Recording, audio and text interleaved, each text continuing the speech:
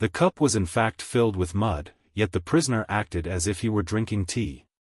When the opportunity came, he threw the mud into the trash and began digging a small hole in the corner of the cell wall, carrying the extracted soil up to the second floor and hiding it in the hollow space inside the ceiling. One day, a large number of prison guards arrived with orders to search the entire facility, sending all inmates to the yard. The two prisoners in question sensed danger and ran back to their cell, for the hole in the ceiling had not yet been repaired. Those still inside could not leave, and they had to act carefully to avoid arousing the guards' suspicion. Everyone divided their tasks. In the next room, one prisoner began tearing posters from the walls, another fetched eggs from the kitchen, and a third deliberately started a commotion to buy the others time. Inside the cell, the prisoners quickly gathered the soil, stuffed it into a bag, shredded posters into pieces, and mixed a bottle of water with the eggs, some mud, and a bit of flour to create a thick paste. With it, they sealed the hole in the ceiling and covered it with a poster. Meanwhile, those digging inside climbed out, placed a stone over the opening, coated it with a specially prepared layer of clay, and moved a table in front of it. Before leaving, everyone cleaned their hands, feet, and clothes. The guards reached the cell and began searching, tearing apart the bed, mattress, and even the posters. One reached up toward the ceiling, but at that moment, a senior officer's voice called from outside, ending the raid. The prisoners had not escaped punishment, however. They were stripped of their clothes and forced to kneel under the scorching sun.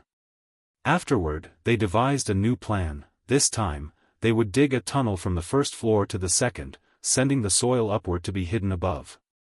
With fewer participants, progress was slow, so the lead prisoner recruited more. As soon as others saw the tunnel entrance, they joined in, and the work that had taken 3 hours a day was now divided into 12-hour shifts, removing 120 kilograms of soil daily. A young man with an engineering background installed wiring to light the tunnel, but as it went deeper, prisoners began losing consciousness due to lack of oxygen.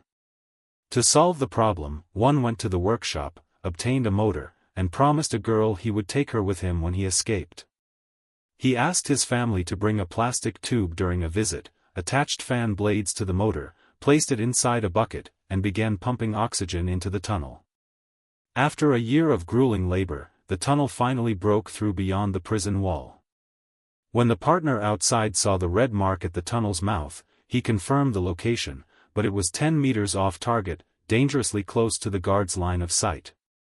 They considered continuing to dig, but suddenly an earthquake-like tremor struck, sending all prisoners rushing to the yard, while those inside the tunnel stayed put, raising suspicion. One injured his foot and emerged limping, misleading the guards. Later, the guards threatened a prisoner into becoming an informant.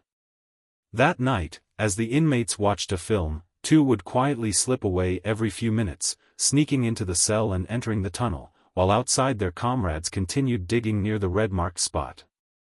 When the film ended, the informant noticed and ran to the cell, where he saw the tunnel entrance. Inside was a lone man. The long-haired informant attacked him and threw him to the ground, but the prisoner grabbed a screwdriver and stabbed him in the shoulder. Wounded and unable to pursue, the informant was left behind while the others boarded a bus and fled.